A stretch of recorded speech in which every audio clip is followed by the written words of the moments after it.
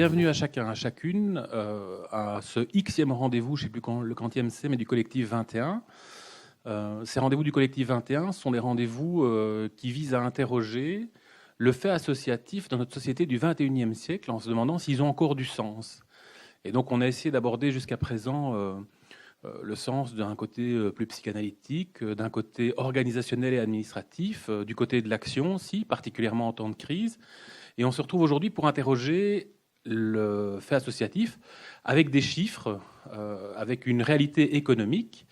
Et pour ce faire, nous recevons Sophie Van Malleghem de la Fondation Roi Baudouin, qui nous fait le plaisir de venir présenter le focus qu'ils font régulièrement sur la santé de l'associatif en Belgique. Et donc, elle va détailler une série de chiffres qui aussi ont évolué dans le temps, mais je ne vais pas parler à sa place.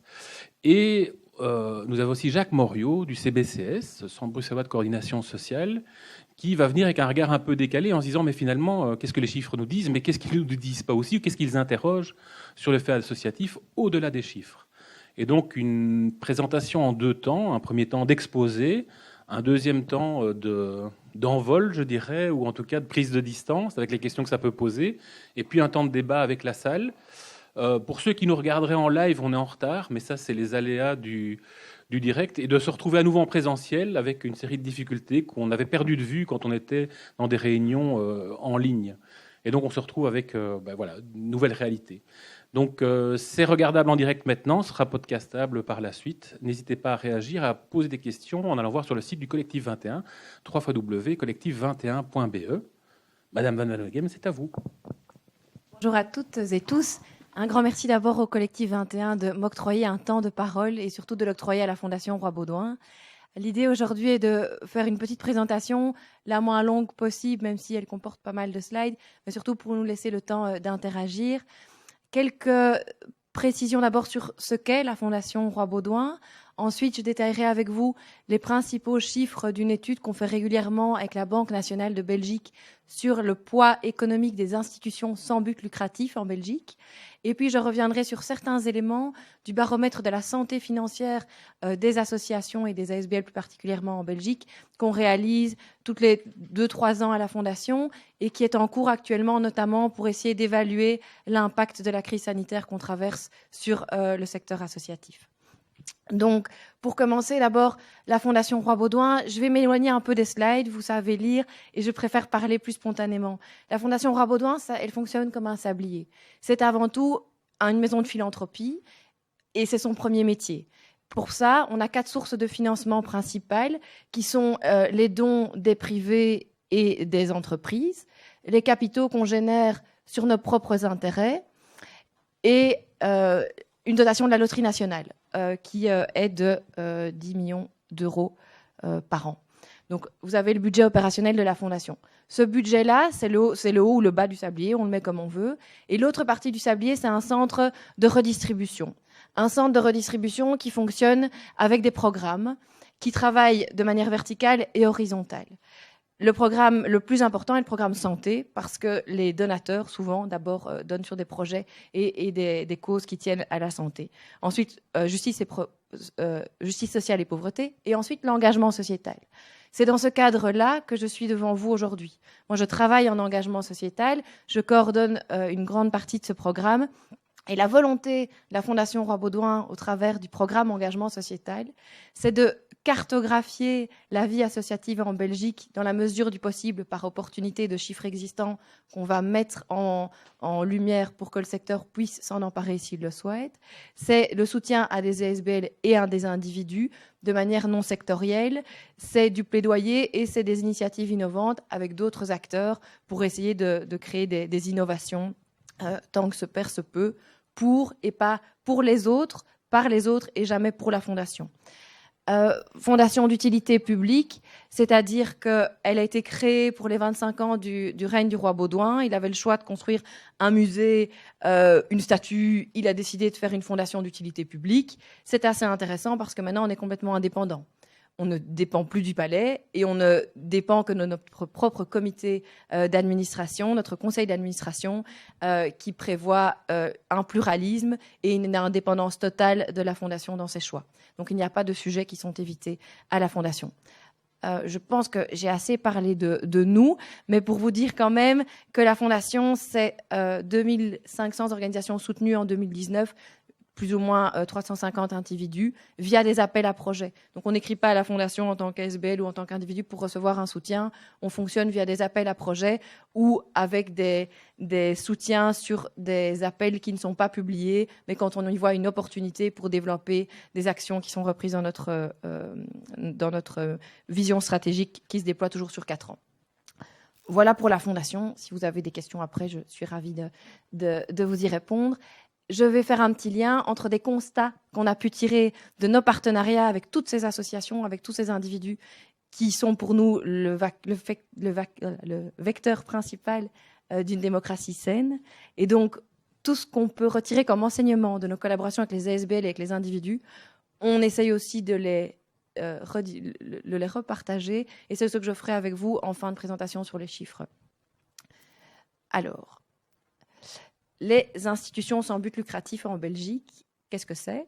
Je vous ai parlé de la Banque nationale qui nous fournit les données. C'est des données qui sont traitées au niveau européen et international sur une méthodologie qui se veut être la même de pays en pays. Donc les chiffres qui ressortent sont normalement comparables, les interprétations, après c'est un autre débat. La période couverte ici est celle de 2009 à 2017. C'est important parce qu'on ne tient pas du tout compte du coût de la crise sanitaire, des enjeux récents sur lesquels je ne peux pas me prononcer. Et je vous ai dit en amont, on est en train d'effectuer une enquête avec Ipsos pour le moment qui court et dont on aura les résultats courant du mois d'octobre. Alors, les chiffres sur lesquels se base la Banque nationale, ce sont les comptes satellites des institutions sans but lucratif. Et elle renseigne sur la place de ces institutions dans l'économie belge. Et ici, on va se consacrer à ce que ça représente en termes d'emploi, en termes de dépenses et en termes de ressources. Alors, qu'est-ce qu'une ISBL? En néerlandais, IVZW. Ça peut paraître un peu compliqué, mais donc ce sont toutes les associations, toutes les ASBL belges et internationales, donc les ASBL et les IASBL, les fondations, les unions professionnelles, les temporels du culte, les syndicats, les partis politiques constitués en associations de fait, qui emploient des salariés et ou qui déposent des comptes annuels auprès de la centrale des bilans de la Banque nationale de Belgique. C'est assez important de bien cartographier cela, parce que ça veut dire que ne sont pas repris dans les chiffres que je vais vous communiquer toutes les ASBL qui sont constituées uniquement de bénévoles et certains services publics ou des entreprises d'économie sociale, tout comme, et ça c'est plus logique, les établissements scolaires du réseau libre subventionné. Donc, on est ici sur plus ou moins 19 000 organismes considérés comme ISBL. Le slide d'après, il vous donne d'autres chiffres parce que je pense que c'est important de souligner par contre le poids des associations et des fondations en Belgique en 2017. Donc en général, on est sur des chiffres 2019-2017. Ici, parce que 19 000 unités, ça pourrait vous paraître peu, je vous montre le slide qu'on a réalisé sur des chiffres de l'ONSS, notamment, qui permet pour 2017 de montrer qu'en Belgique, il y a plus ou moins 10 000 unités qui sont employeurs ONSS considérés comme associations et non-employeurs, presque 99 000. Donc on est quand même sur des chiffres qui doivent être contrebalancés par rapport aux ISBL, sachant, et vous le voyez en tout petit dans ce slide, que les toutes petites ASBL souvent n'apparaissent pas parce qu'elles ne remettent pas leurs comptes, elles les déposent auprès du tribunal du commerce. Donc la cartographie en Belgique est très mouvante en fonction des sources de chiffres qu'on va utiliser. Alors, quand on parle des ASBL, ici, c'est un slide qui vous montre en bleu la force des petites ASBL. Qu'est-ce qu'une petite ASBL en Belgique? C'est une ASBL qui emploie moins ou égal à 5 équivalents temps plein et qui peut faire du bénéfice sur maximum 250 000 € par an. Donc, en majorité, en Belgique, on a plus de 90% des structures dites ASBL qui sont des petites ASBL. Voilà pour la parenthèse sur le champ. Alors, sur les ISBL, elles couvrent tous des champs économiques. Pour ceux qui lisent un peu les tableaux de la Banque nationale, on parle notamment ici des codes NACEBEL, qui sont les codes que les entreprises utilisent notamment pour trouver leur thématique d'activité principale. Les ISBL, on peut les regrouper sur 7 catégories d'activités. Agriculture et industrie, c'est essentiellement toutes les entreprises de travail adapté. Les services, toutes les institutions, tous les organismes qui font vraiment du du service à vocation non lucrative, de la distribution de repas par exemple, ou de l'entraide en termes de scolarité. Il y a beaucoup de choses qui sont reprises en service. En enseignement, ça parle de lui-même. En santé humaine, on est aussi sur les hôpitaux, notamment. L'action médico-sociale, là c'est important parce qu'il y a 2 types d'organismes qui sont recensés avec et sans logement. Donc les institutions médico-sociales sans logement, ça peut être Médecins sans frontières, ça peut être la Croix-Rouge, ça peut être des plus petites structures.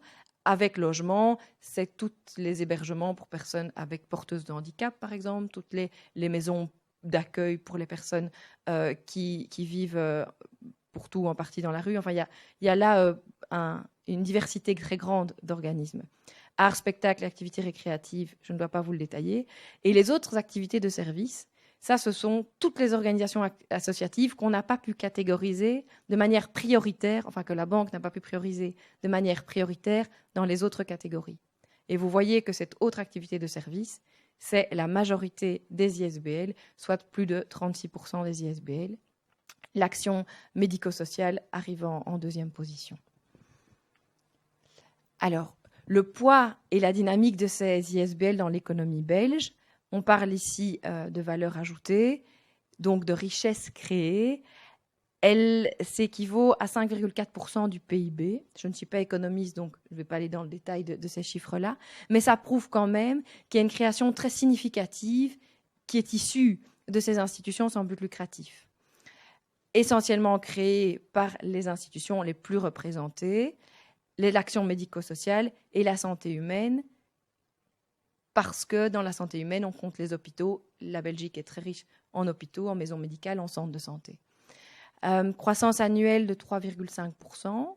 Comme ça ne parle pas beaucoup, mais c'est supérieur à la croissance annuelle sur la période 2009-2017 du reste de l'économie. En termes d'emploi salarié, on est sur une vivacité d'emploi qui est assez prégnante. On a un emploi salarié qui équivaut à 12,5% sur la période toujours de l'emploi total salarié en Belgique, avec ses spécificités. Et ça représente quoi, ce pourcentage? C'est sur la période 4 plus ou moins 500 000 salariés, c'est un peu de stress, qui sont occupés en 2017, donc plus ou moins 12% de l'emploi salarié total en Belgique, comme je viens de le dire. Et c'est une création nette sur la période de presque 82 000 emplois. Donc, c'est une hausse de près de 10%, de 19,7% contre 4,1% dans le reste de l'économie. Donc, ça prouve encore une fois que c'est un secteur à haute valeur humaine, pas capitalistique, mais par contre qui a des engagements, il y a des rotations. Alors il y a tout le débat sur le type d'engagement. On sait que dans le secteur associatif, beaucoup de gens sont engagés, malheureusement pas sur le barème qu'ils pourraient acquérir via leur diplôme, mais parce qu'ils décident de s'engager, ils font un choix. Donc là, il y a beaucoup de choses que regroupent ces chiffres. Néanmoins, il y a quand même une hausse de l'emploi salarié dans le secteur des ISBL qui a été assez significative. Les chiffres sont en lien avec des chiffres qu'on peut observer au niveau international, notamment au niveau européen, où là on parle du 3e secteur, avec tout ce que ça comprend comme part de débat aussi, qui représente 13% de l'emploi salarié en Europe, et aux États-Unis, où là on parle de secteur non-for-profit, et là on est sur plus ou moins 10% de l'emploi. Donc voilà, ça permet de tirer certaines équivalences. Alors, on le disait, il y a des spécificités de l'emploi dans le secteur des ISBL, davantage de travail à temps partiel et souvent moins bien rémunéré, avec une différence d'écart de salaire moyen qui avoisine les 15%. C'est quand même énorme. Il y a une prépondérance aussi, ça se traduit moins directement dans certains chiffres, mais du travail effectué par des femmes, notamment avec le débat sur le travail à temps partiel. Sur les ressources courantes des ISBL, c'est un slide qui comporte beaucoup de chiffres, mais vous pouvez voir que le financement public s'adresse quasiment à toutes les catégories, essentiellement à la santé humaine et à l'action médico-sociale. Et on va y revenir parce qu'en santé humaine, il y a une spécificité dans les comptes. C'est-à-dire qu'en général, les ressources courantes des ISBL proviennent de la production marchande. Alors, le terme est assez spécifique, mais c'est aussi là du service ou de l'échange de savoir. Et les transferts courants, donc les dons, les subventions et autres. Comme je vous le disais, le secteur santé et action médico-sociale, il s'appuie largement sur le financement public et c'est compris comment, dans le langage Banque nationale, les transferts courants, qui comprennent en particulier les subsides du gouvernement aux ISBL, et les ventes des ISBL au gouvernement. Ça, c'est-à-dire que chaque ménage qui va consommer une partie de soins de santé, ça va être considéré comme une vente du gouvernement aux ISBL. Donc, c'est une lecture très spécifique que la banque établit, et donc c'est pour ça aussi que quand on voit la part de subside qui est attribuée, elle est fort élevée dans le domaine santé humaine. Donc, on a plus à près de 72% de subsides. Le groupe agriculture et industrie services, donc là, effectivement, c'est les entreprises de travail adapté, majoritairement. Donc là, effectivement, il y a beaucoup qui est fait de l'échange avec d'autres entreprises, privées ou associatives, et des fondations ou des contacts avec l'étranger. La contribution des ménages, assez logiquement, elle est plus élevée dans tout ce qui est l'enseignement, art, spectacle, autres activités récréatives, là où l'individu ou la famille ou les noyaux, autres, peuvent plus facilement s'engager et soutenir. Enfin, quoique le plus facilement est discutable. Les dépenses courantes des ISBL, là on le voit, c'est effectivement les coûts de production et donc c'est avant tout les salaires, je ne vous apprends rien. Sur la particularité régionale de ces institutions sans but lucratif. Attention ici, on est sur les ISBL qui occupent uniquement du personnel salarié et donc on exclut celles qui remettent uniquement leur compte. Donc encore une lecture avec une grille différente. Mais donc la part relative en région bruxelloise, on équivaut à 28% de présence des ISBL, en région flamande 33% et en région wallonne 38%. On est bien ici en part relative du nombre d'ASBL présentes entre les trois régions du pays. Par rapport à l'emploi salarié, là, la différence est plus significative. Donc, en région flamande, ça représente près de 59,2% de l'emploi salarié, 26,6% en région wallonne et en région de Bruxelles-Capitale, 14,2%. On l'explique essentiellement par le fait qu'il y a beaucoup d'ISBL en région de Bruxelles-Capitale qui profitent de l'aspect capitale nationale européenne, mais que ce sont souvent des structures de taille assez limitée qui engagent peu de personnes. Et donc, ça explique leur présence sur le territoire, mais leur engagement qui est plus faible. Et la région flamande, qui occupe le plus d'établissements hospitaliers que les autres régions, voit aussi son taux d'emploi dans le secteur plus important.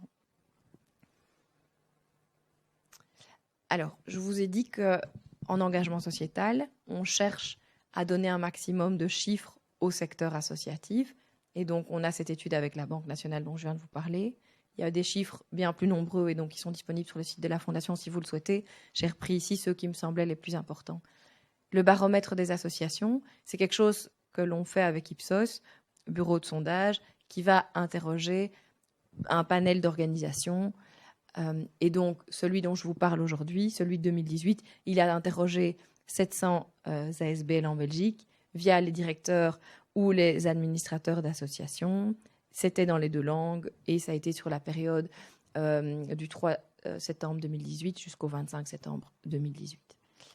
Et on a aussi eu un volet qualitatif où là, on a eu Ipsos a eu des échanges plus approfondis avec 8 organisations. Alors, la situation globale à ce moment-là, donc sur 2018 essentiellement, voulait dire que le secteur associatif n'était pas vraiment en phase de se réjouir sur l'évolution positive de sa situation économique, mais ce n'était pas terriblement prononcé, vous le voyez ici. Donc la question c'était, selon vous, comment a évolué la situation financière du secteur associatif en Belgique au cours des 12 derniers mois? Trouvez-vous qu'elle s'est améliorée, qu'elle s'est dégradée, qu'elle est restée stable? Et deuxième question, comment pensez-vous que la situation financière du secteur associatif va évoluer les prochains mois?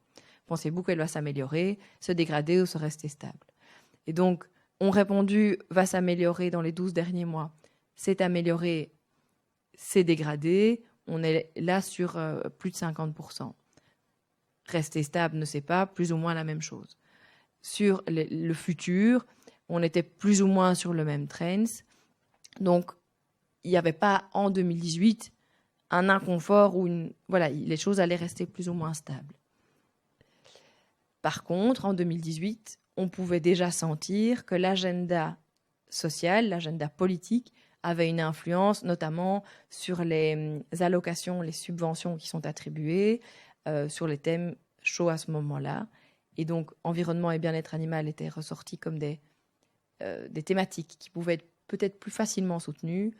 Et dans le secteur social, culturel et de la santé, l'influence de la politique en cours était assez prégnante aussi.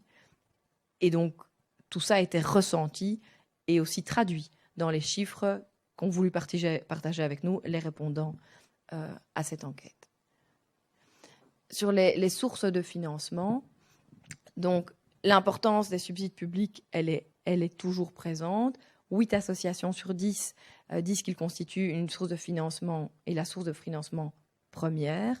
Vous voyez ici dans le tableau de droite le pourcentage total des revenus qui est couvert par les subsides publics. En moyenne, on était sur 58% en 2018. Ensuite, venaient les dons des particuliers financiers en nature et autres, avec un ranking plus ou moins équivalent avec les cotisations des membres, les recettes commerciales.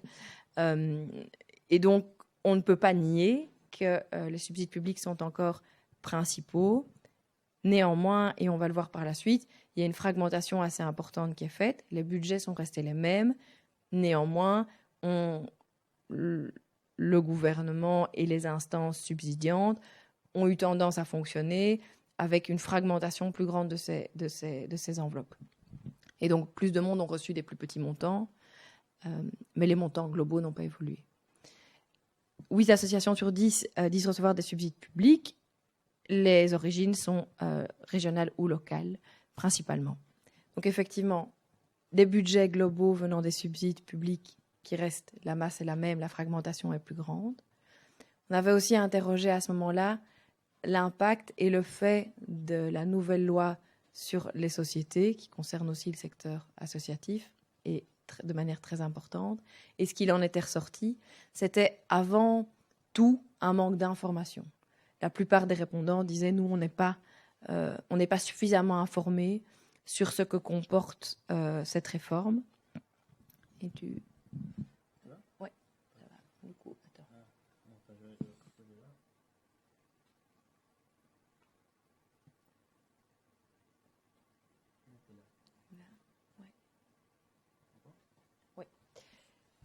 Ok, donc je rétropédale un petit peu et on continue sur les sources de financement des associations.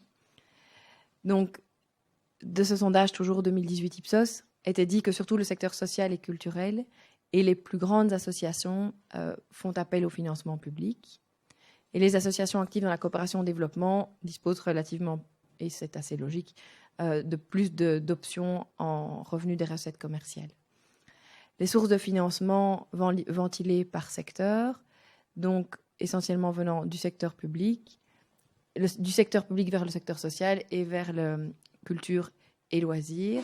Et la taille des associations, c'est essentiellement les grandes et les très grandes associations qui vont plus facilement accéder à ce financement public.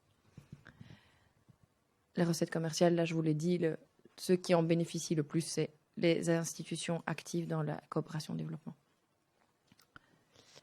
On en a parlé, la fragmentation du budget disponible. Alors, c'était intéressant aussi de questionner sur ces subventionnements par projet.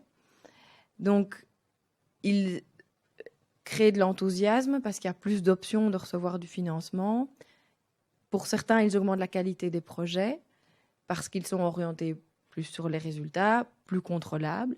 C'est ce qu'il ressort de l'enquête. Néanmoins, il y a un corollaire, c'est qu'il y a une concurrence plus grande, que les projets ne sont pas toujours durables et que parfois, et ça on pouvait le lire dans le feedback qualitatif des organisations, il y en a même qui vont jusqu'à créer des projets dont ils n'ont pas nécessairement besoin, mais pour aller vers un subventionnement. Donc là, on peut se demander si c'est vraiment ça. Et l'impact social n'est pas toujours mesurable, vu qu'on travaille vraiment sur on va financer du projet et pas du structurel. Alors qu'on sait à la Fondation que les besoins structurels sont souvent encore à subsidier ou en tout cas à soutenir d'une manière ou d'une autre. Et un risque aussi, c'est que l'agenda politique prenne le dessus sur l'agenda social. Alors, il existe, et vous le savez certainement mieux que moi, des sources de financement alternatives. On parle beaucoup de social impact bond pour le moment. Enfin, oui, il y a depuis 2-3 ans. Donc, des financements et des collaborations publiques, privées, avec certaines associations ou institutions sans but lucratif. Il y a quand même de plus en plus de nouvelles tentatives. Néanmoins, il n'y a rien de vraiment révolutionnaire en termes de responsabilité. Et à l'époque, mais donc on est en 2018, ce qui était encore une nouvelle forme de don, le crowdfunding, émergeait encore de l'enquête en disant, voilà, c'est une nouvelle manière dont on peut peut-être s'adresser au public. Mais en 2020, c'est déjà un peu éculé. Alors, depuis 2017, vous êtes confrontés à cette réforme du droit des sociétés et des associations. Et donc, je ne suis loin d'être une experte sur cette question-là, mais elle avait ces 3 volets. La réforme du droit de l'insolvabilité, et donc qui dit que les ASBL peuvent également être déclarés en faillite, avec potentiellement une responsabilité des dirigeants. Une réforme du droit des sociétés, donc, qui stipule que l'ASBL devient une entreprise, et du coup qu'elle doit comparaître devant le tribunal des entreprises. Et enfin, le 3e volet, qui était le volet de la réforme du droit des sociétés et des associations. Et là, ce qu'il en ressort, c'est que les ASBL peuvent obtenir des revenus d'activité économique sans limite, entre autres. Parce que tout ça est bien plus complexe, mais vous le savez certainement, encore une fois, bien mieux que moi. Ce qu'on interroge à ce moment-là, et je vous le dis, il se ressort d'abord un manque de communication, et puis des incertitudes. La question reste de savoir comment associer la politique de subvention et la règle qu'à l'avenir les associations peuvent exercer des activités économiques sans limite. C'est un débat qui vient encore. Et sur les notions d'impôt. Donc, la position, et c'est ce que je vous mentionnais tout à l'heure, vis-à-vis de la réforme, elle indique quoi? Elle indique que 32%, c'est peut-être un peu petit, mais 32% des associations disent qu'elles ne sont pas assez au courant de cette réforme. Donc, elles ne peuvent pas répondre sur l'impact que ça va avoir. Elle ne signifie pour 15%, elles ne savent même pas ce que ça va signifier pour l'association. Et donc, elle crée des opportunités. Il y en a 14 à 20% qui le disent. Donc ça, c'est un slide qui revient sur ce fait-là, avec la position par ventilation, par secteur d'activité, par taille. Et donc là, ce sont les plus petites associations qui répondent « je ne sais pas encore ce que ça va signifier ». Et les secteurs d'activité qui pensent que ça changera peu pour leur organisation sont essentiellement actives en santé, dans le social et dans la coopération au développement. Et celles qui répondent « elles créent une possibilité bienvenue pour mon organisation de générer plus de revenus », c'est essentiellement chez les très grandes associations qu'on entend cette réponse-là. Alors, le manque de liquidité et la difficulté d'obtenir des subsides, ça c'est ce qui se distingue comme les plus grandes sources et les plus grandes causes potentielles de problèmes financiers. Et il y a aussi toute une réflexion qui est faite par rapport à ça sur les réserves financières. Mais je n'ai pas repris ces slides-là parce qu'il y a vraiment beaucoup de choses à dire par rapport à ça. Et donc, combien d'organisations avaient ressenti des difficultés financières au cours des 12 derniers mois? 12% de l'échantillon, donc des 700 organisations, avaient répondu avoir connu de vraies difficultés liées au manque de liquidité au premier chef, à la difficulté d'obtenir des subsides en deuxième lieu, et ensuite arrivaient les délais de paiement trop longs des subsides publics, la difficulté de prévoir les recettes de l'association et le décalage entre la mise en place de l'action et les recettes qui en résultent. Viennent ensuite de nouveau une diminution des pouvoirs publics, une baisse de revenus provenant des dons de particuliers, les fluctuations de la demande des biens et services vendus par l'organisation ou créés, et une baisse des revenus provenant des dons des entreprises. Alors, quelques conclusions qu'on peut donner du côté fondation. Donc, je vous l'ai dit, la fondation travaille essentiellement avec des associations, des fédérations, des coupoles et des individus. Et une chose qu'on se rend compte dans les 11 programmes de la fondation et dans l'ensemble des projets qu'on fait, il y a des projets qui ne sont que faire du don que, mais parfois c'est encore vraiment important. Il y a des projets qui créent des opportunités de renforcement capacitaire et structurel, et il y a des projets dans lesquels on essaye d'innover, de créer des solutions plus générales pour les individus, les citoyens en Belgique, en Europe et au niveau international, au niveau des projets dans lesquels on est impliqué. Et on se rend compte qu'un vrai enjeu, ça reste l'enjeu de la gouvernance. À la Fondation, on se rend compte que la plupart des associations, souvent, peuvent identifier leurs difficultés, savent vers quelles solutions elles voudraient se tourner pour les résoudre.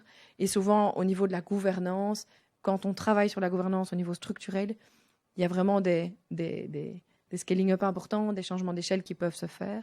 Et ça, on le remarque dans les différents programmes et via les différents soutiens.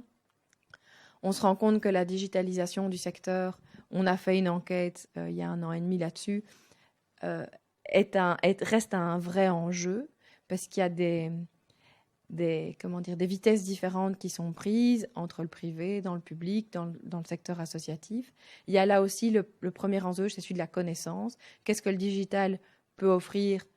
Quelles sont ses contraintes, mais quelles sont ses opportunités?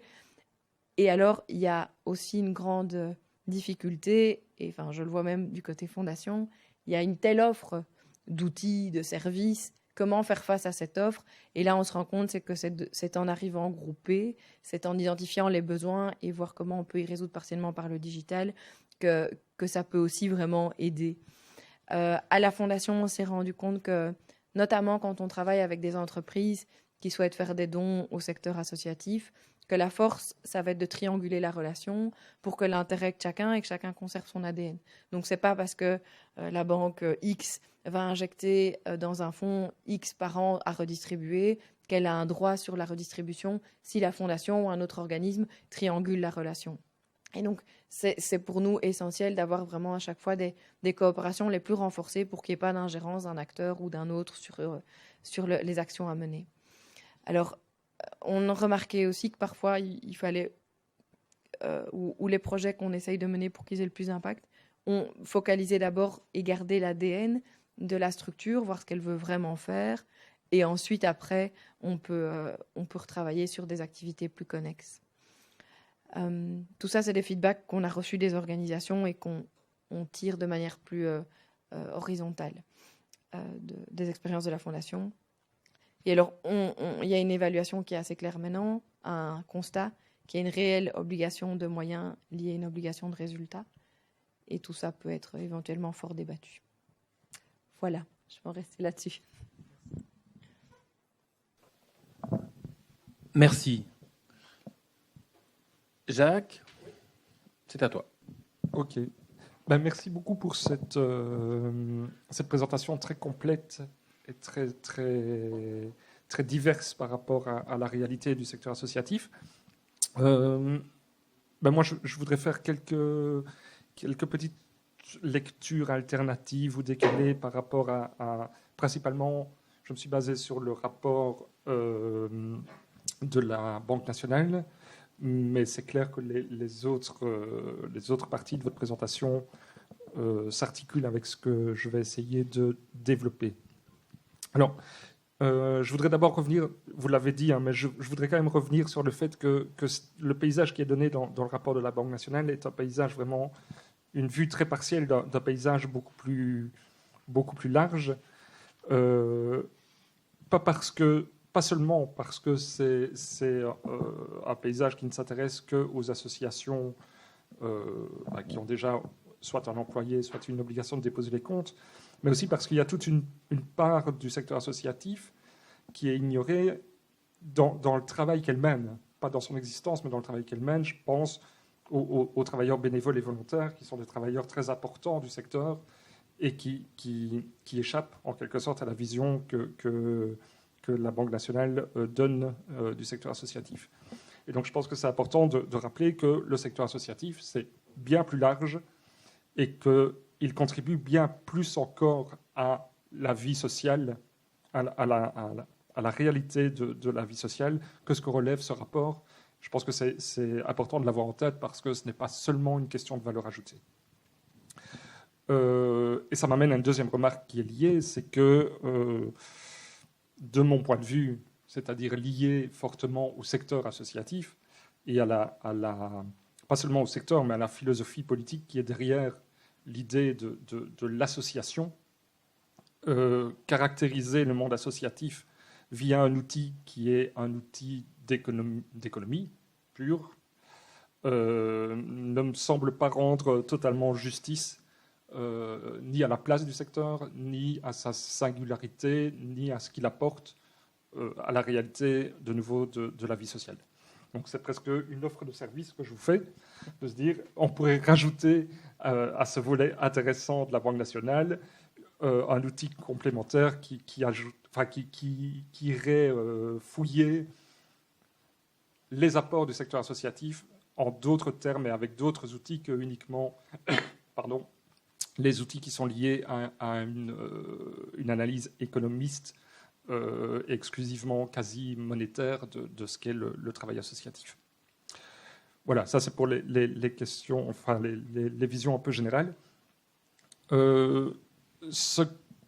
Alors quelques points de détail et puis je rentre plus dans une lecture plus générale. Un point qui m'a interpellé, c'est le poids économique du secteur de la santé et de l'action sociale. Un poids économique qui est énorme. On pourra revenir dessus par après dans ce qu'il en est dit. Mais ce qui m'a frappé, c'est que c'est à la fois les secteurs les plus importants en termes de poids économique, de subsidiation, de nombre d'emplois, mais ce sont aussi les secteurs qui sont les plus inquiets par rapport à leur pérennisation.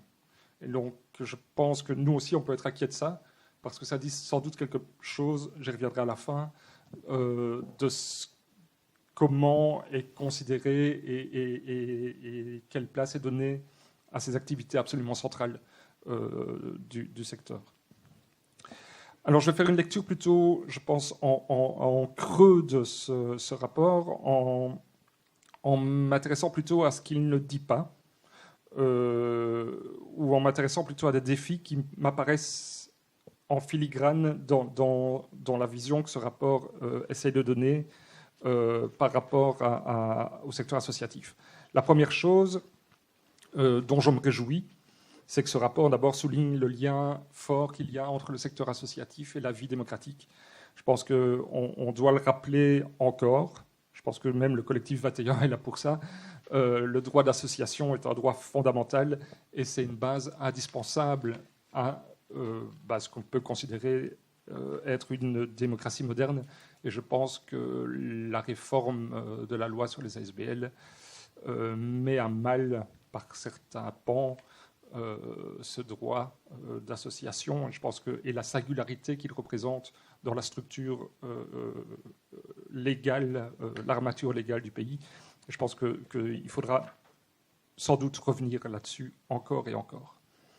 Alors, cette lecture en creux de ce rapport, j'aimerais la faire à partir de deux choses. Donc, la réalité du secteur telle qu'elle a été évoquée, mais aussi, de fait, les ouvertures, les possibilités qui sont données par cette nouvelle loi récente sur les associations, mais donc les entreprises. Il me semble que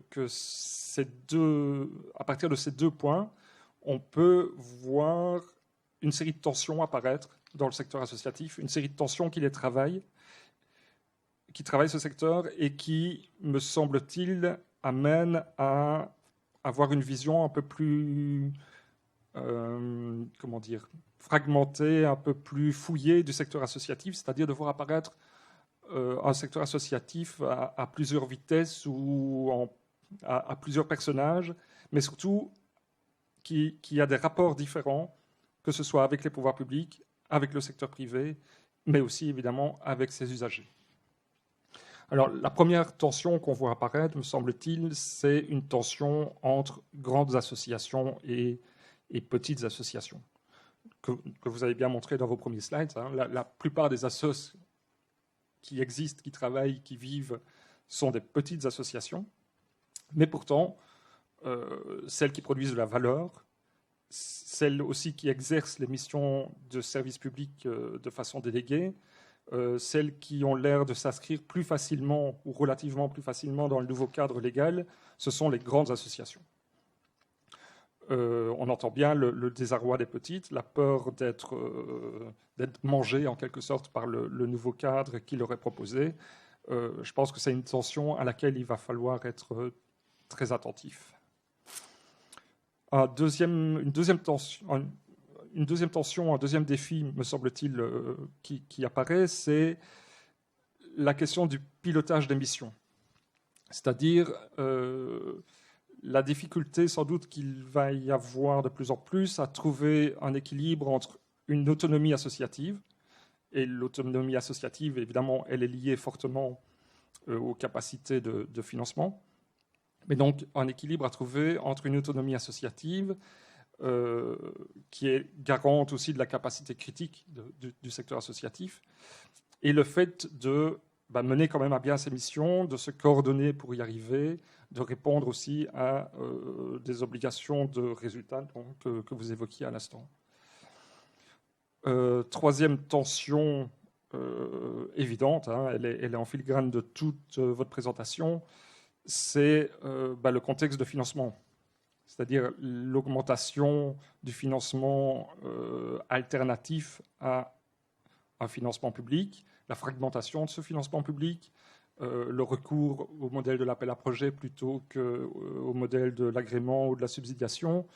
Tout ça pose des questions par rapport à, évidemment, la pérennité des projets, le fait de pouvoir développer une continuité, de structurer une action, ou bien de devoir perpétuellement chercher des ressources, modifier sa façon de se présenter, d'être, de travailler pour correspondre aux exigences publiques ou autres.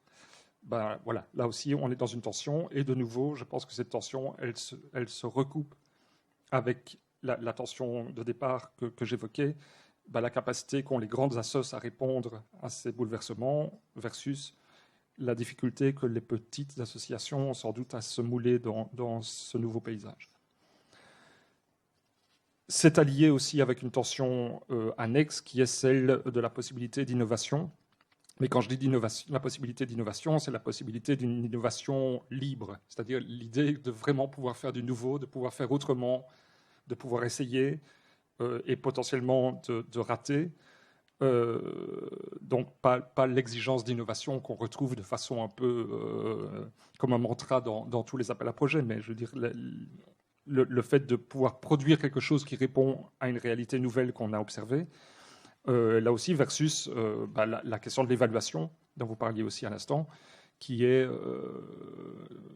souvent une évaluation qui oblige à rester dans les clous, en fait. Et là, je pense aussi qu'il y a quelque chose à travailler à ce niveau-là.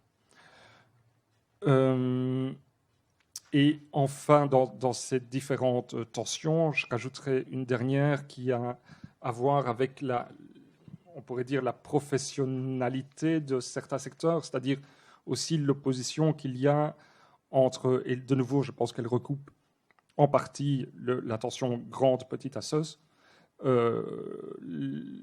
la construction d'une partie du secteur associatif, en fait, comme un secteur quasi professionnel ou professionnalisé, c'est-à-dire au sens où il répond à une série de normes qui sont parfois internes, mais qui sont aussi externes, liées à la subsidiation, versus une vision du travail associatif qui serait une vision plus militante et donc peut-être aussi plus proche de ce que j'appelais de mes voeux quand je parlais à la fois d'innovation, mais aussi de position critique. Alors,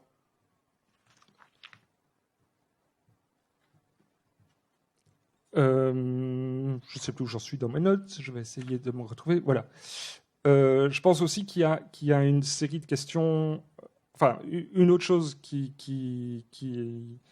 m'interpelle dans ce rapport, c'est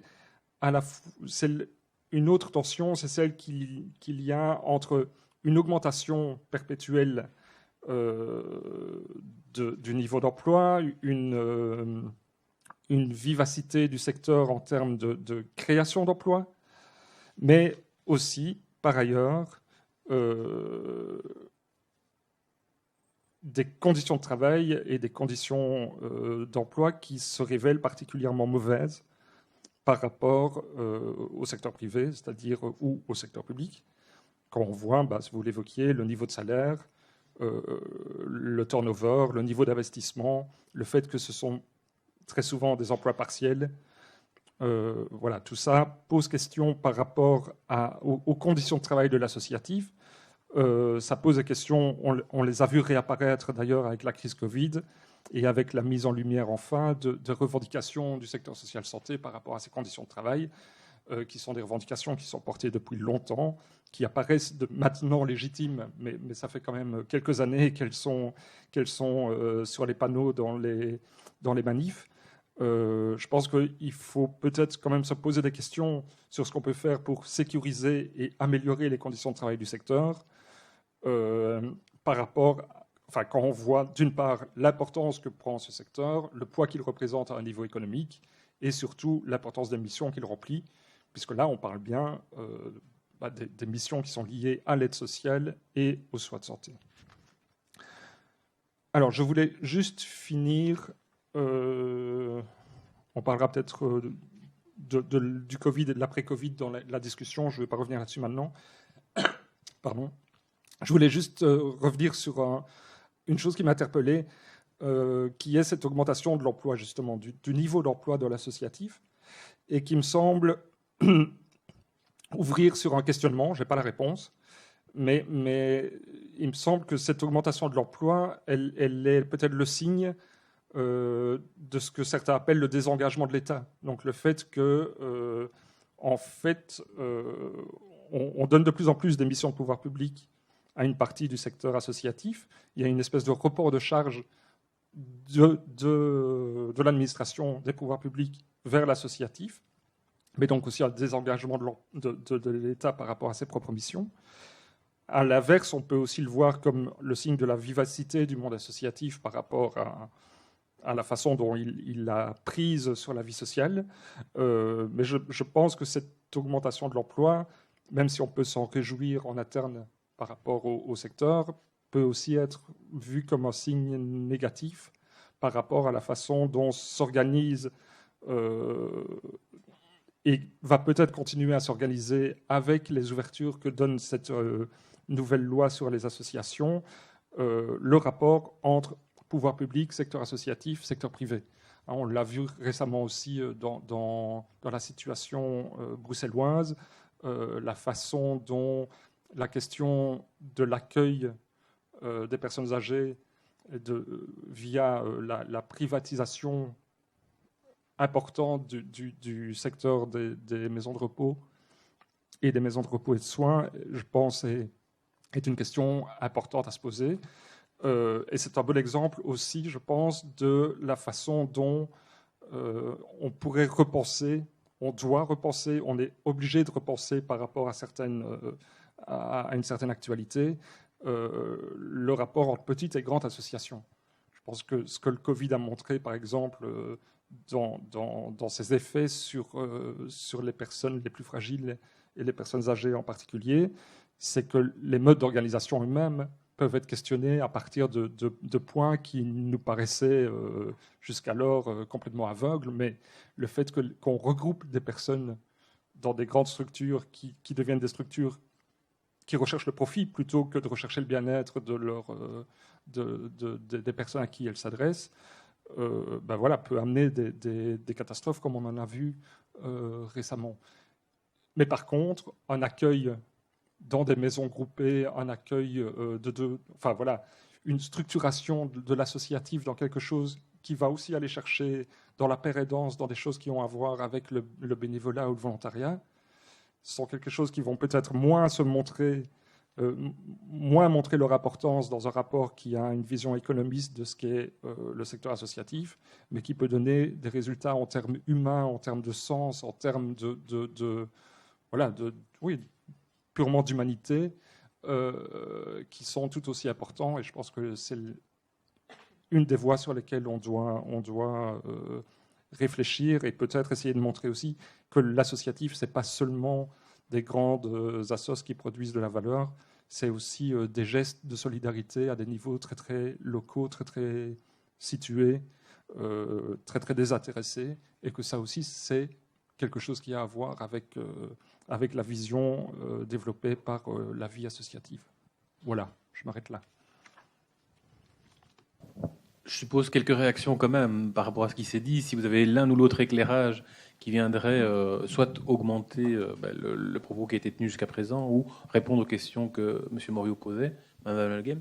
Oui, merci M. Morio. Je vais rebondir directement en vous disant, effectivement, il n'y a pas que les grandes associations qui produisent de la valeur. On en est pleinement conscient et on est complètement aligné. Enfin, vraiment, ce que vous dites fait écho chez moi. Ce qui est important, c'est de moi me positionner justement par rapport à la Fondation. On n'est pas, en tant que Fondation Bois-Baudouin, le porte-parole du secteur associatif. Et donc, on est une maison de philanthropie. À ce niveau-là, on essaye de développer des outils qui peuvent être utiles au secteur et dont on a vu l'opportunité avec la banque de développer cet outil-là. Maintenant, je vais prendre vraiment en compte votre offre de service et on va se reparler. Et si on peut développer un outil qui est plus exhaustif que celui-là, je suis vraiment preneuse. Pour information, on travaille aussi, je vois qu'Emeline est là, notamment sur les chiffres du volontariat qu'on essaye de cartographier grâce à ce qui existe au SPF Économie. C'est peut-être pas non plus la meilleure source. En fonction de nos budgets disponibles, il faut voir comment on peut être le plus utile au secteur. C'est vraiment un engagement sociétal, ça c'est notre volonté. Donc des rencontres comme aujourd'hui sont pour nous extrêmement riches. Pour moi et pour la Fondation, ce qui est essentiel, c'est d'avoir la juste considération et de mettre la confiance maximale dans l'ensemble de nos partenaires.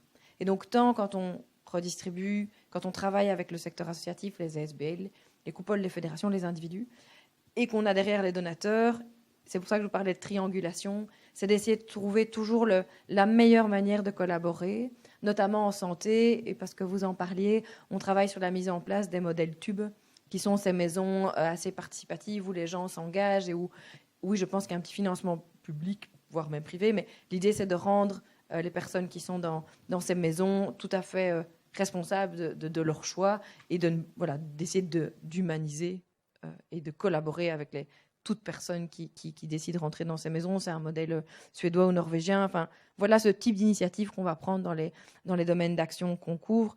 Les différentes tensions que vous citiez sont tellement bien dites. C'est effectivement des vrais enjeux. Et c'est des enjeux qu'on voit vivre aussi au travers de nos appels à projets. En matière de gouvernance, on doit quelque part, en tout cas pour le moment, il n'y a aucun pour moi devoir qui est figé, on a toujours la liberté de changer. Néanmoins, pour le moment à la Fondation, la gouvernance est telle que ce sont des comités de personnes bénévoles indépendantes qui vont faire des sélections de projets. On a des projets où on essaye d'être le moins demandeurs possibles en termes de contrepartie par rapport au soutien, et il y en a d'autres où on essaye de collaborer avec une philanthropie plus engagée. Enfin, ça vit aussi beaucoup chez nous, et la possibilité d'innovation libre, elle est essentielle. On voit bien qu'avec des appels, quand on dit dans le jargon à bas seuil, c'est-à-dire des allocations de 5 000 € pour des projets auxquels on ne va quasiment rien demander, mais pour de l'investissement en matériel, paiement d'un 5e de salaire. Enfin, on essaye et on veut que ça vive encore à la Fondation parce qu'il y a des demandes, il y a des besoins à ce niveau-là et qui ne doivent pas toujours être justifiés.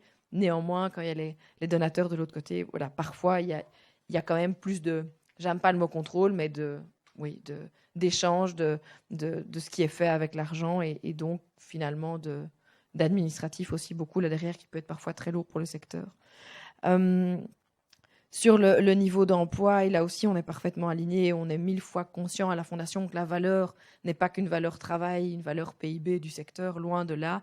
Et c'est ce qu'on essaye de mettre là en valeur par rapport à des témoins du vécu, par rapport au plaidoyer qu'on fait au niveau du pouvoir politique. On a la chance en Belgique que la Fondation est encore perçue, et heureusement de manière neutre, et qu'on peut aller parler à tout le monde, et que normalement on a encore un certain écho et on essaye de l'utiliser à bon escient. Maintenant, on a aussi tous nos défauts dans notre sac à dos, on est bien d'accord, personne n'est parfait. Donc voilà, par contre, je me disais, vous disiez une opposition entre construire le secteur et soit un secteur qui se professionnalise, soit une vision plus militante. Et moi, j'aurais envie de mettre un « et » là-dedans. J'ai l'impression que c'est quand même possible, et parfois de faire mieux, avant tout pour toucher davantage de public, et de rester militant. Alors, voilà, moi, je suis bon, peut-être un peu béni oui sur les coins, même si voilà, je suis toute laïque que je suis, mais pour autant, je trouve que le et est souvent important et surtout profitable aux bénéficiaires. In fine, à la fondation, c'est ce qu'on cherche, c'est que tous les engagements humains qui sont créés par les associations de bénévoles et ou d'employés puissent à un moment donné toucher plus de monde, même si ce n'est pas toujours son rôle et qu'on peut revenir sur le débat de la place de l'État, et voilà, qui est alors un débat de philosophie politique et qui est aussi très intéressant. Voilà. Merci. Merci. Je peux juste répondre là-dessus. Jacques ? Juste répondre là-dessus parce que je pense que c'est de ma faute, c'est parce que je me suis mal exprimé. Je pense qu'il faut différencier le professionnalisme ou la professionnalité des travailleurs et des structures, sur lesquelles je pense qu'on est d'accord. Il faut que ce soit des structures qui aient des capacités des compétences. Et la professionnalisation du secteur associatif, qui est, je pense, une espèce d'amoindrissement, enfin, si on le lit d'une façon historique, un amoindrissement de sa capacité critique du fait de son lien de plus en plus fort avec les sources de financement public. Et donc, je pense que c'est deux choses différentes. Et là-dessus, je pense qu'alors on se retrouve, enfin, on retrouve un accord, quoi. Voilà.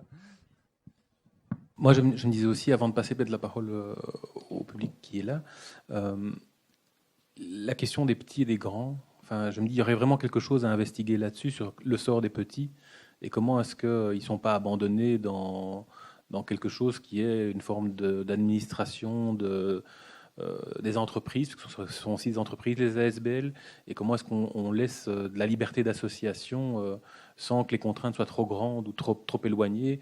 Et je me dis, c'est les 90 ou 95%, comment est-ce qu'on va, à un moment donné, peut-être sous forme de focus ou sous forme de suivi de quelques-unes d'entre elles, un échantillonnage, aller voir comment ça se passe pour elles, et à quelles difficultés elles sont confrontées, et en quoi ça vient perturber leur identité, ça vient perturber leur mission et leur mobilisation quelque part.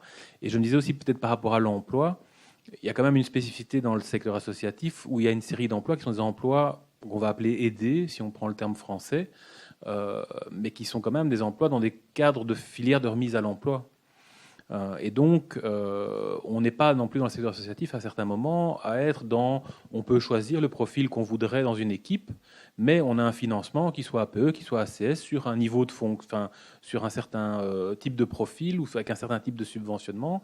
Et donc, ça impose que le secteur associatif n'est pas nécessairement libre du choix de ces travailleurs ou de ces travailleuses. Et donc, il y a probablement aussi dans la lecture sur l'emploi un distinguo à faire avec je pense, une question politique aussi qui reste depuis qu'il y a eu des emplois aidés, qui est-ce que c'est des filières de remise à l'emploi, et auquel cas on fait de l'insertion, et c'est peut-être très bien, ou est-ce que ce sont des filières de soutien, ou est-ce que c'est du soutien aux associations, et auquel cas c'est pas forcément la même logique. Et on reste, je pense, à naviguer entre les deux en fonction des majorités gouvernementales à la région aujourd'hui qui succèdent. Et ça serait peut-être intéressant de se dire, dans l'emploi, quelle est la part APE, ACS, et quelles sont les contraintes qui pèsent sur ces emplois, et donc comment est-ce qu'ils colorent d'une certaine manière l'emploi associatif. Voilà. Madame Van Meleghen, vous avez cité Emeline Orban de la plateforme pour le volontariat, et donc du coup elle a une question. Moi, c'était par rapport au baromètre des associations. On a mené une enquête a priori belge. Néanmoins, on a vu au moment où c'est sorti qu'il y a eu des réactions tout à fait différentes au sud et au nord du pays. C'est-à-dire qu'au sud du pays, on a vraiment été heurté de la façon dont ça venait toucher à nous ce qui nous semblait être le sens profond de la SBL dans son identité même et dans sa définition. Et du côté du nord du pays, pour moi, pour les contacts que j'en ai eus et les conversations que j'en ai eues avec avec les homologues néerlandophones, on se disait non mais c'est quand même vraiment beaucoup plus pratique. Donc on voyait ça d'une façon très pragmatique des choses. Et du coup, ici, on présente le baromètre des associations comme un tout. Mais moi, je me demandais, est-ce que vous avez pris la peine, est-ce que vous avez des chiffres par ailleurs qui distinguent les réponses des francophones et des néerlandophones? Parce que j'ai la sensation que ça a été vécu de manière tout à fait différente. Et donc, est-ce que c'est juste une impression en termes de médiatisation et sur la place publique, ou est-ce que réellement ça s'est vécu comme ça? Je pense que c'est peut-être trop tôt, parce que 2018, on était vraiment au tout début. Et donc, pour tout le monde, je pense que tout le monde naviguait, était encore complètement dans la choucroute sur ce que ça représentait. Mais où est-ce que c'est prévu à l'avenir de voir effectivement la réaction? Et c'est la même chose, j'ai envie de dire, également pour les secteurs. On voit qu'il y a plein de secteurs et on sait qu'aujourd'hui, il y a beaucoup de secteurs qui se jouent, les compétences sont au niveau communautaire ou régional et pas au niveau fédéral. Et du coup, les politiques qui vont être menées vont être différentes potentiellement au nord et au sud du pays, et qui peut expliquer notamment que, parce qu'on le voit, je crois, au tout début, on en parlait en disant il y a moins d'associations employeuses en Flandre, mais il y a vachement plus d'emplois. Donc effectivement, il y a à ma connaissance, une politique qui veut réduire le nombre d'associations, mais les grossir. Celles qui sont là, les grosses deviennent de plus en plus grosses.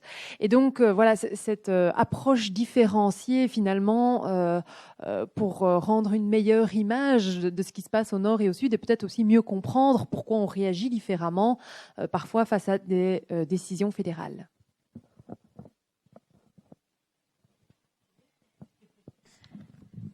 Merci pour vos questions. Je vais d'abord peut-être rebondir sur la dernière d'Emeline. Donc, effectivement, c'est une enquête belge en 2018, donc je n'ai pas de ventilation des réponses, même si ce serait très intéressant. Et donc, on enquêtait sur la situation financière, mais vu que l'actualité portait sur la réforme de la loi des sociétés, on a posé la question et le constat principal, c'était manque d'informations. On ne sait pas où on va, on n'a pas encore trop peur, mais pour les plus petites surtout, on ne sait pas et on n'arrive pas à s'intégrer de cette thématique parce que c'est complexe, c'est fouillé, c'est autre. Par contre, ce que tu soulignes est très juste et on l'a remarqué énormément à la Fondation, tant par rapport au positionnement, par rapport à cette loi, qu'en matière de gouvernance, il y a des politiques différentes qui sont menées côté francophone et côté néerlandophone. En néerlandophone, il y a une vraie politique pour du regroupement associatif, pour qu'il y ait des plus grosses structures. Et il y a eu des faits politiques qui ont soutenu ça très fort depuis l'époque.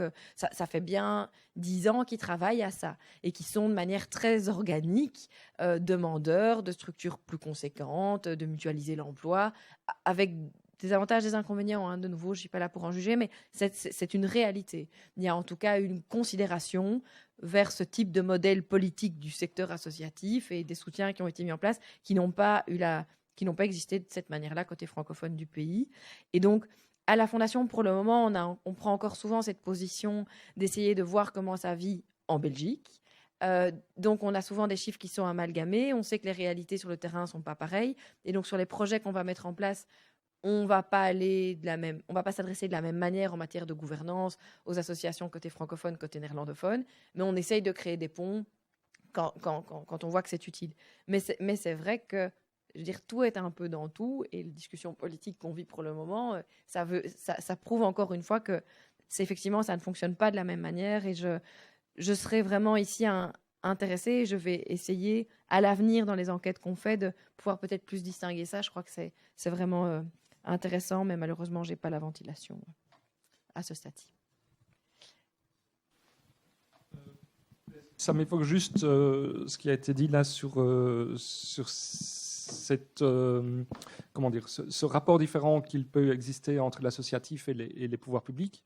Je pense que ça met bien en évidence que la question actuelle, elle est vraiment là, quoi. Elle est vraiment dans quel type de lien, de structure, d'organisation se joue aujourd'hui et dans les prochaines années du fait des modifications de la loi, entre quand même des visions relativement, voire radicalement différentes de ce que peut être la structuration d'une société, c'est-à-dire le mouvement associatif qui est quand même un mouvement qui a tendance à penser la société comme auto-organisée par la base et qui répond aux besoins, on répond aux besoins des gens en s'organisant, versus une vision plus étatique qui est une vision quand même de l'organisation qui descend vers la population. Et je pense qu'il y a un enjeu On parlait de philosophie politique, c'est un enjeu de philosophie politique de savoir comment organiser ce rapport. Et juste pour donner une information factuelle, Geoffroy, tu disais ça change de majorité en majorité la question des emplois aidés. De fait, on vient de changer de majorité et le plan de relance applique la création de 200 ACS pour le secteur associatif. Donc là, on est bien de nouveau dans une vision des emplois aidés comme étant le fait de soutenir le secteur associatif plutôt que la remise en emploi.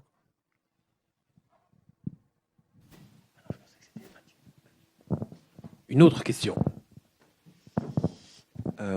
Oui, au début, il y avait des chiffres, mais les tableaux allaient vite. Vous avez donné peu de comparaisons. Vous avez dit que l'écart salarial entre le secteur non lucratif et lucratif était de 15%. Est-ce que pour d'autres chiffres, vous avez des comparaisons? Par exemple, l'augmentation de l'emploi ou le fait qu'il y ait beaucoup de petites structures, 90% sont des petites structures, mais que ce soit les 10% des grosses qui concentrent les moyens.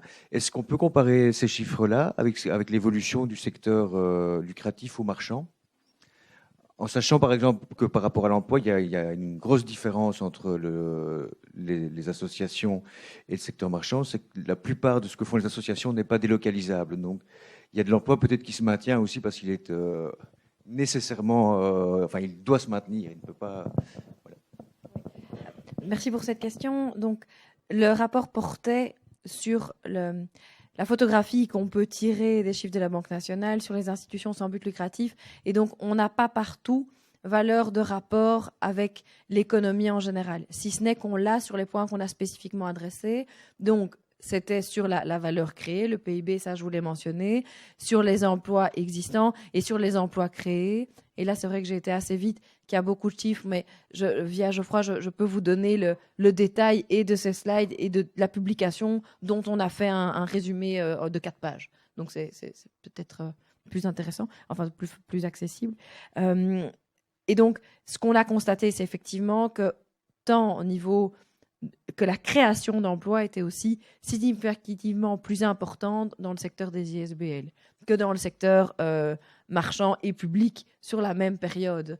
Et donc, M. Morio l'évoquait tout à l'heure, voilà, il y a tous les enjeux derrière, du turnover, des tensions qui existent et qui sont aussi, qui rendent le travail tributaire de ce qu'elles sont au niveau associatif. Mais donc, je ne peux pas aller beaucoup plus loin maintenant, mais je vous confirme qu'on a valeur de comparaison sur l'aspect PIB, avec ce que ça comporte comme débat, sur l'aspect emploi et sur l'aspect création d'emplois.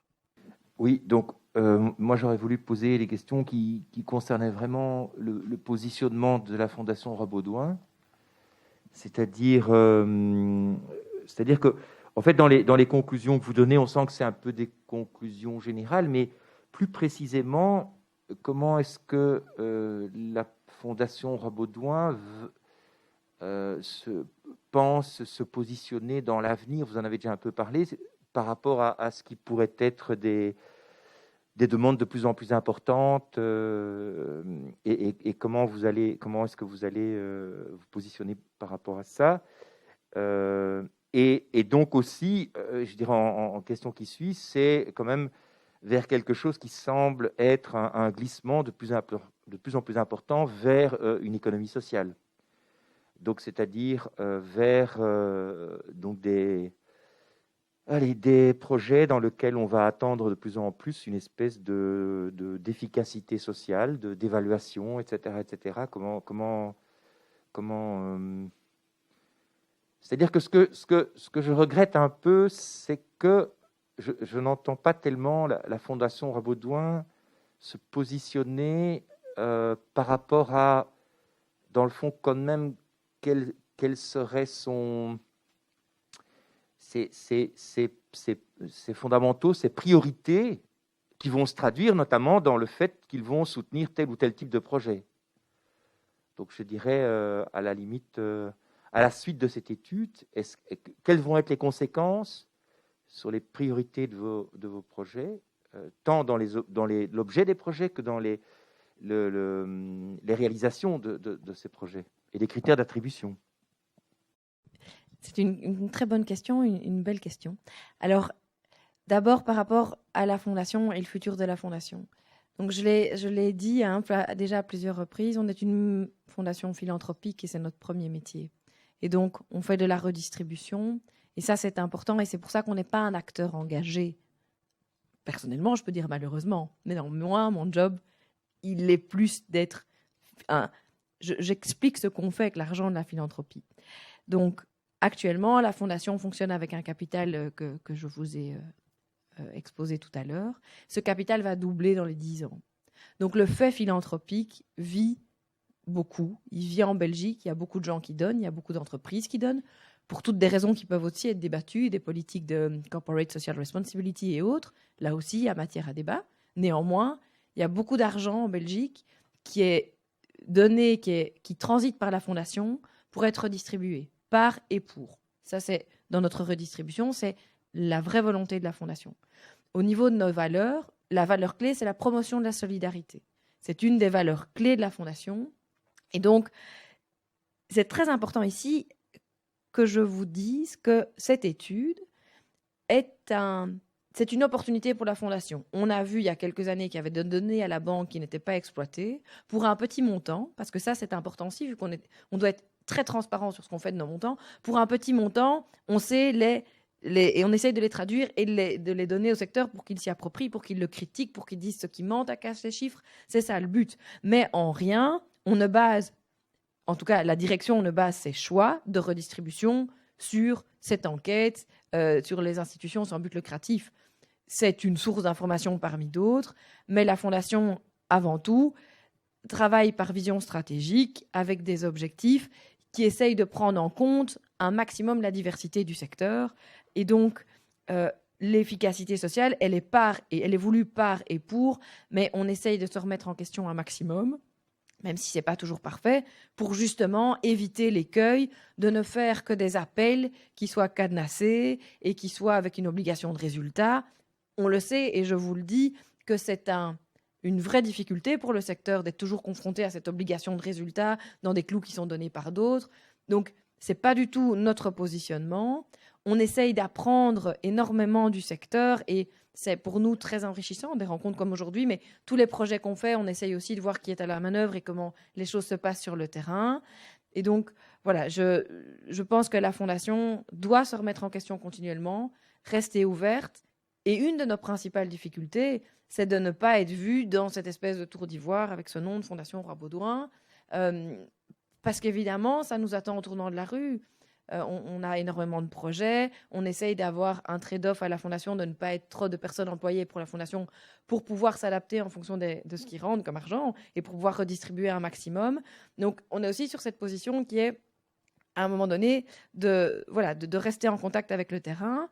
Et au plus je participe et au plus je vous entends, au plus je peux me dire, en engagement sociétal, c'est pas suffisant.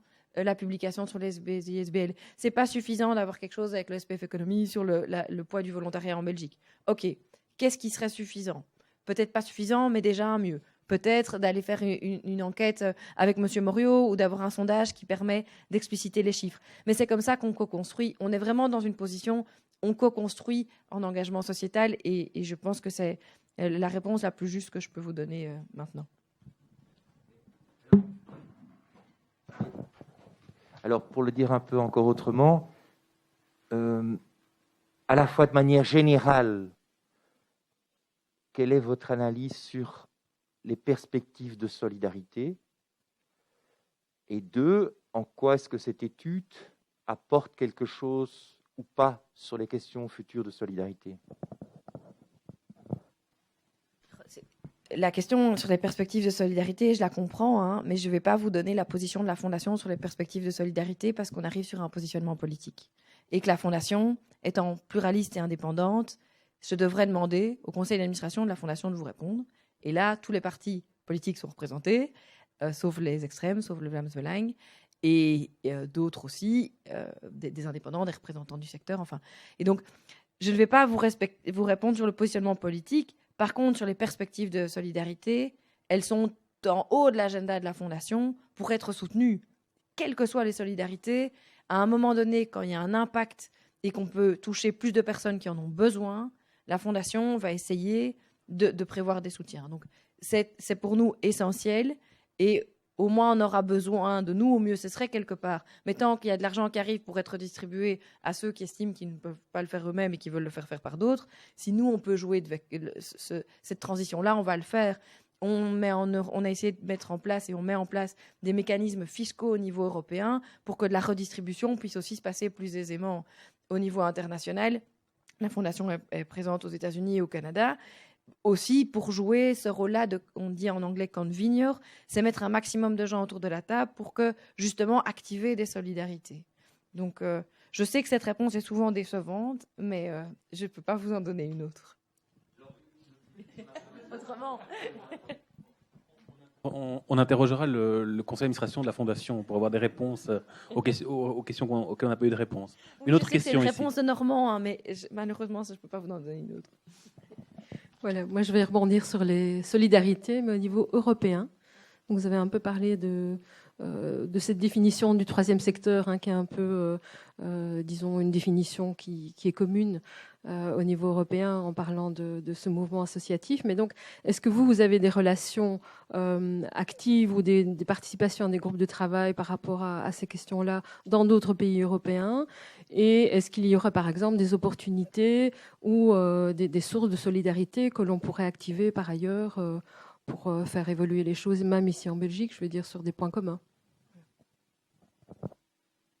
Alors, dans chaque programme de la Fondation, on va travailler avec des pairs au niveau européen. Donc, on a un réseau, il y a un réseau des fondations européennes qui existe et on essaye de voir ce qui se fait autrement à l'étranger. On essaye de s'inspirer. On co-crée des appels et parfois, on peut soutenir certains projets à l'étranger. Par exemple, très personnellement, je gère un fonds qui est un fonds de venture philanthropie où on lance des appels pour faire du soutien structurel à des organisations, c'est-à-dire qu'on met en place du financement, un accompagnement à la carte pour des organisations, et où l'idée, c'est que des organisations qui souhaitent soit sortir de la tête de l'eau, soit pouvoir toucher plus de bénéficiaires, puissent être lauréates du fonds et être accompagnées. Au niveau européen, il y a tout un débat qui vit sur la place des bénéficiaires dans les stratégies de décision de l'organisation. Et donc, ça, c'est quelque chose qui vit au niveau européen, au niveau méta et au niveau un peu théorique. Quelle place on donne aux bénéficiaires pour faire partie d'un conseil d'administration, pour faire partie d'une coordination? Et en Belgique, à la Fondation, de nouveau pas exhaustivement, mais on a plusieurs associations. Je pense à Lilo ici à Bruxelles, je pense à Inclusion, enfin des ASBL, qui essayent vraiment de donner une place à leurs bénéficiaires au sein de leur gestion et quotidienne et de leur réflexion au niveau de la gestion du conseil d'administration. Et donc, voilà, c'est comme ça qu'on va faire des ponts au niveau européen. Tiens, il y a un débat qui vit au niveau européen. Comment est-ce qu'on peut le traduire en Belgique? Qu'est-ce qu'il peut nous apporter? Qu'est-ce qu'on peut critiquer aussi au niveau européen de l'expérience que le secteur nous fait remonter? Donc, voilà, c'est un peu le positionnement. Et il y a des appels à la Fondation qui s'adressent à des organismes en Belgique pour collaborer avec d'autres au niveau européen. Et inversement, on essaye de promouvoir des appels européens qui peuvent avoir un impact en Belgique.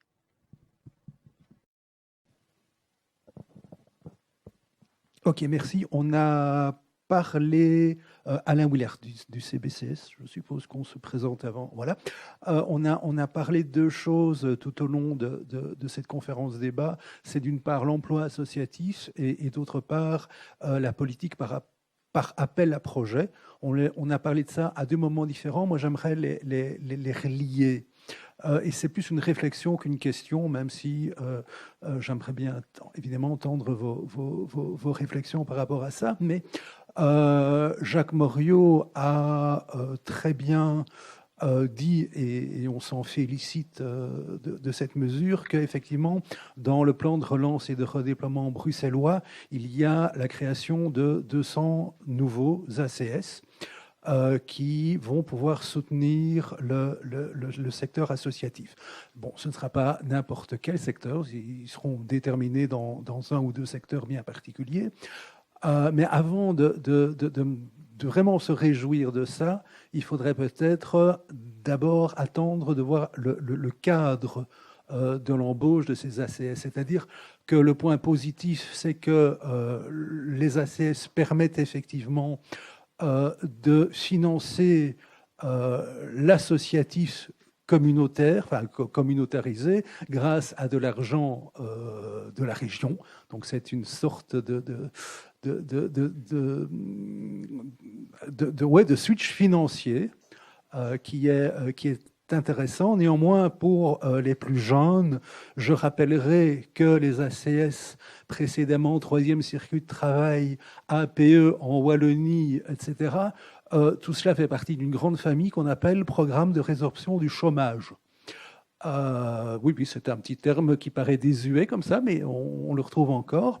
Et donc, quelle est la finalité finalement? Et donc, on va s'interroger de ça avec les nouveaux 200 qui vont arriver. Quelle est la finalité? Sera-ce de faire diminuer le chômage de 2 à 400 unités, parce qu'il faudra voir si ce seront des mi-temps, si ce seront des pleins-temps, etc.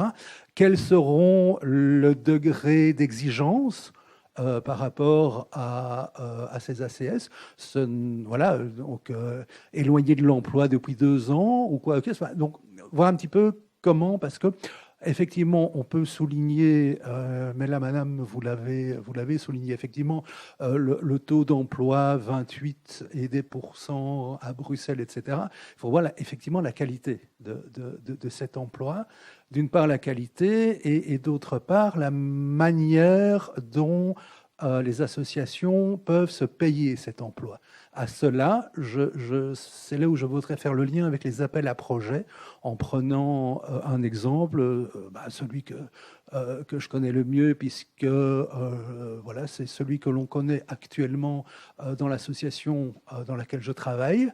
C'est-à-dire que nous avons maintenant, depuis un peu plus d'1 an, quelqu'un qui s'est quasiment rendu indispensable chez nous, tant son travail est pertinent, mais nous savons la payer pour le moment que jusqu'au 31 décembre de cette année, et après, pourquoi? Car nous avons répondu à des appels à projets. Voilà, nous avons répondu à des appels à projets. Heureusement, nous sommes tombés sur des appels à projets qui étaient relativement bien liés à nos missions structurelles. Donc, mais voilà, donc si nous ne retrouvons plus d'appels à projets que l'on peut relier à nos missions structurelles, nous allons perdre un emploi, ou alors nous allons répondre à un appel à projet qui ne nous correspond pas du tout. Et alors, soit nous n'allons pas être pris parce que nous ne correspondons effectivement pas, soit on va dire, ah ben oui, vous êtes l'heureux élu, et nous allons faire du travail pour lequel, enfin, qui ne rentre pas du tout dans ce quoi nous avons été agréés. Donc voilà, la qualité de l'emploi est, me semble-t-il, quelque chose sur laquelle il faudra aussi se pencher.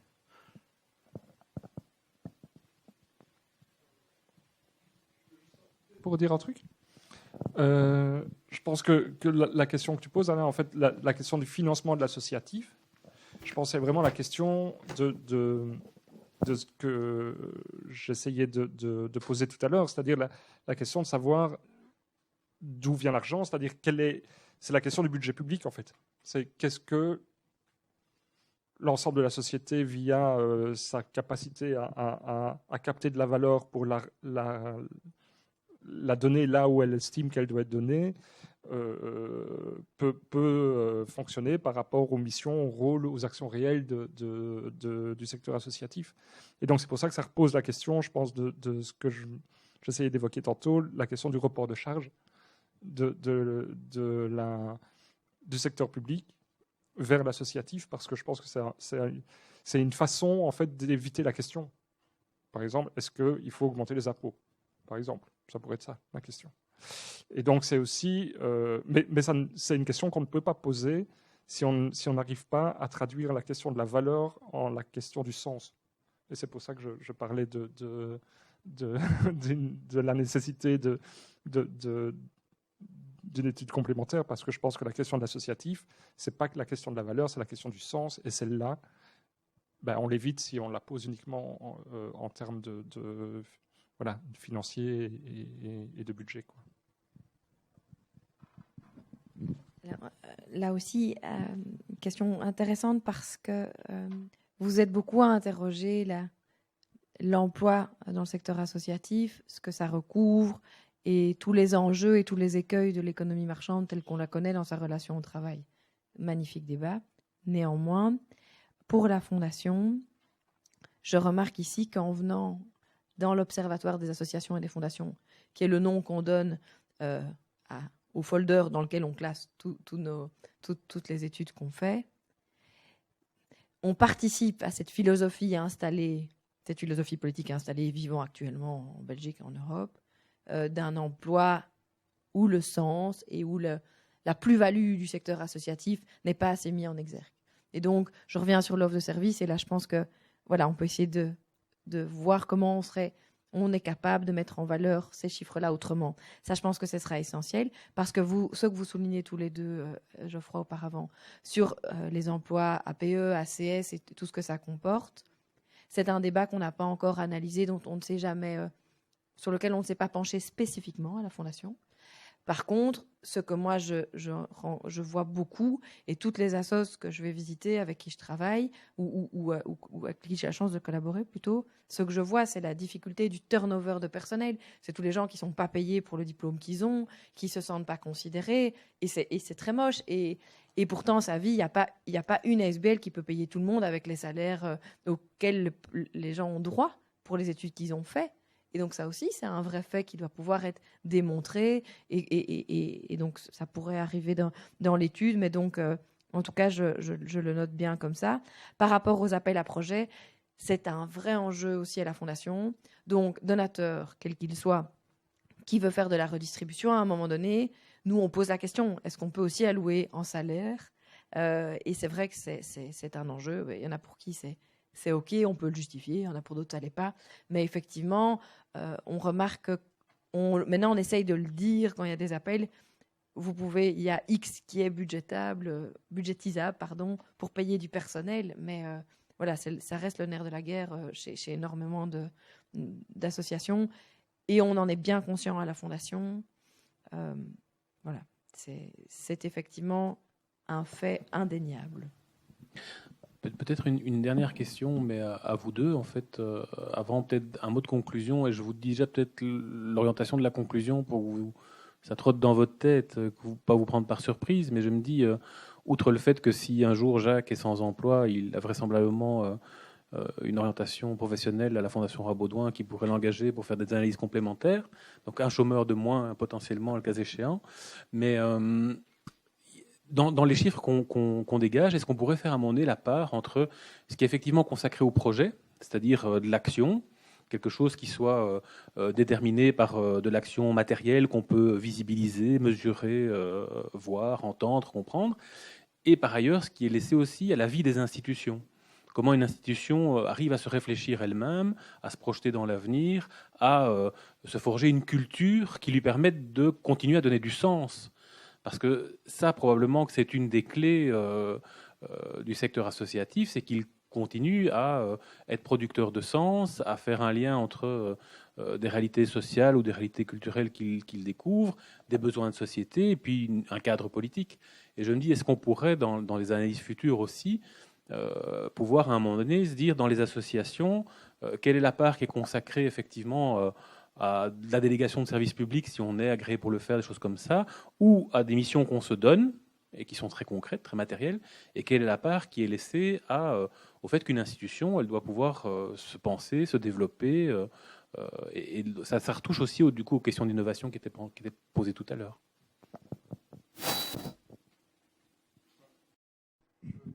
Bien commencer.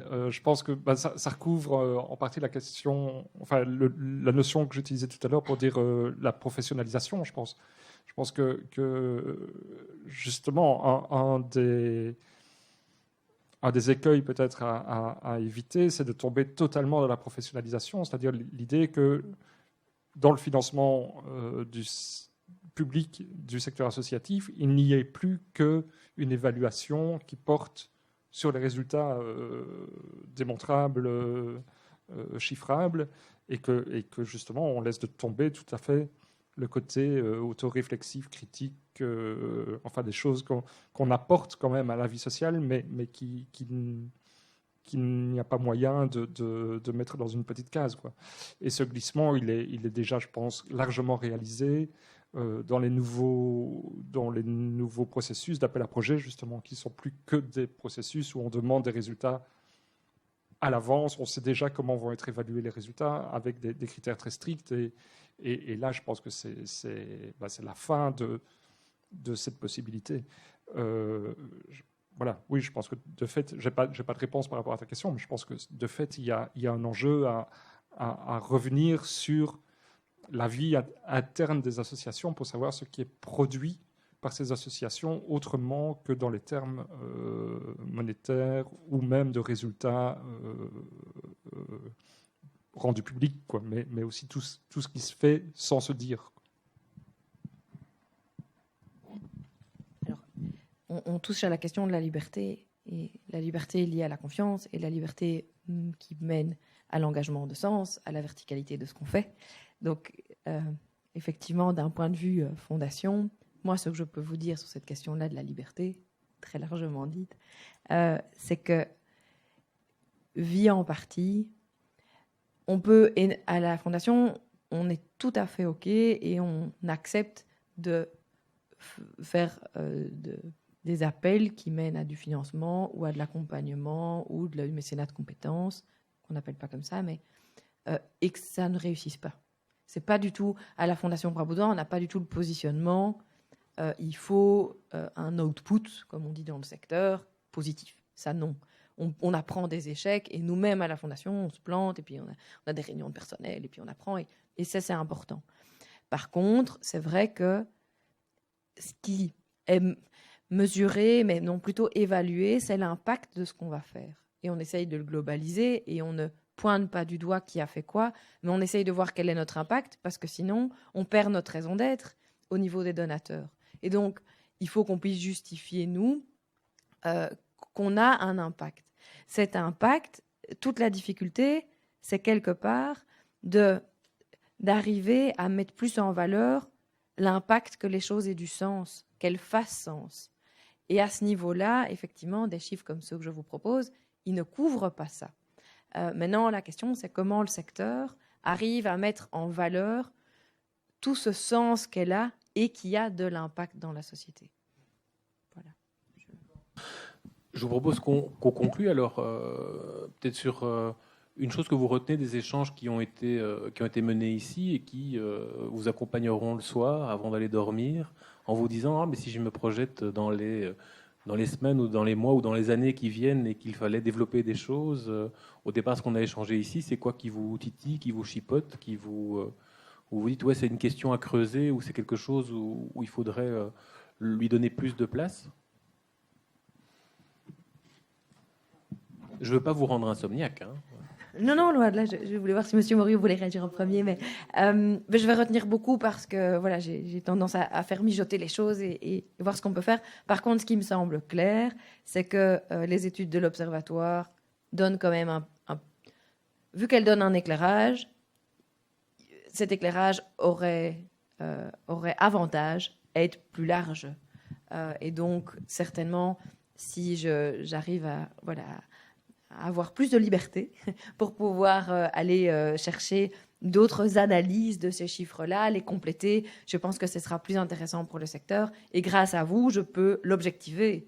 Il y a un besoin que les chiffres recouvrent plus que les valeurs économiques transposées par en plus certains acteurs et pas tous. Donc voilà, en tout cas, un grand merci parce que je repars en me disant que pour faire un peu mieux, on peut élargir le scope et je vois une piste concrète, mais j'en vois d'autres aussi et ça me permet de pointer que ce qui est pour nous important l'est vraiment, à savoir les appels à projets, c'est pas tout, le financement de personnel, c'est important, l'emploi dans le secteur associatif, il n'est pas encore vraiment objectivé, tous les mécanismes qui sont derrière, ils sont vecteurs de beaucoup de choses qu'il faut peut-être pouvoir mettre plus en avant, voilà, et que le débat sociopolitique est vif. De mon côté, je crois que c'est assez proche, hein, mais c'est du point de vue du secteur associatif, je pense que ce que ça nous dit, c'est qu'on doit être nous-mêmes mieux au fait de l'ensemble de ces impacts qu'on peut avoir, mais donc il faut avoir les moyens de les évaluer, il faut avoir les moyens de les mettre en lumière. Donc ça, c'est important. Je crois qu'il faut qu'on travaille là-dessus parce qu'on le prend peut-être trop souvent pour acquis sans vraiment travailler dessus. Et puis l'autre chose, je pense qui apparaît, qui m'apparaît à moi au fur et à mesure de cette conversation, c'est qu'on doit vraiment réfléchir également en tant que secteur à la façon d'où viennent les financements, comment ils se structurent, qui donne quoi, mais pas seulement de se contenter d'essayer de les attirer à nous, de les grappiller ou de les utiliser, mais aussi peut-être d'avoir un plaidoyer sur, à un niveau, à renvoyer au niveau politique en disant voilà comment on voudrait idéalement être financé. Pas spécialement via un budget public, ça ne veut pas dire que ça doit être uniquement le public qui paye, mais réfléchir nous aussi à la façon dont on pourrait structurer un financement d'un point de vue global, y compris dans des transferts entre certains budgets, des choses comme ça. Donc prendre la chose politique, je pense, plus au sérieux de notre côté.